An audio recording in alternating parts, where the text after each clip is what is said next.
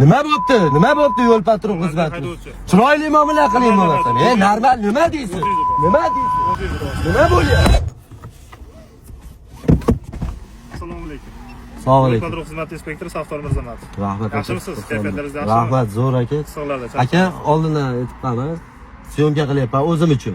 Bemalol sizni fuqarolik huquqingiz, qarshiligim yo'q, e'tirozim yo'q. Bo'ldi aka. Marhamat qilib me'yoriy hujjatlarni taqdim Siz nima dedingiz aka? Saftor Mirzamatov Abrorbek ismi. Abror aka, nimaga to'xtatganingizni ayting bo'ldi. Yo'l harakati qoidalarini 7-bandiga binoan me'yoriy hujjatlar o'zingizga hamda transport vositasiga tegishli bo'lgan hujjatlarni tekshirish maqsadida to'xtatdim aka. Bo'ldi aka. Nima berasiz? Nima? Haydovchiga guvohnomangizni bering bo'ladi. Qolgani o'zimizda baza orqali ko'rinadi.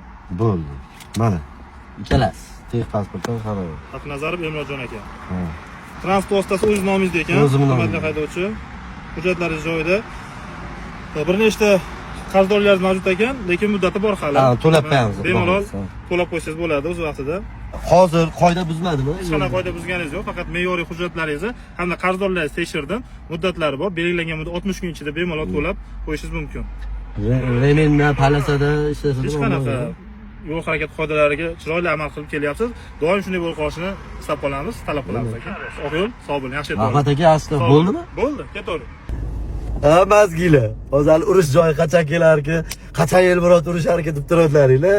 Hujjatlar joyida bo'lsa, hamma yo'q joyida bo'lsa, bular ham mana tushlar aka. Mana urush janjalsiz, buni oq yo'l tiladi, ketdim mana. Mazgila.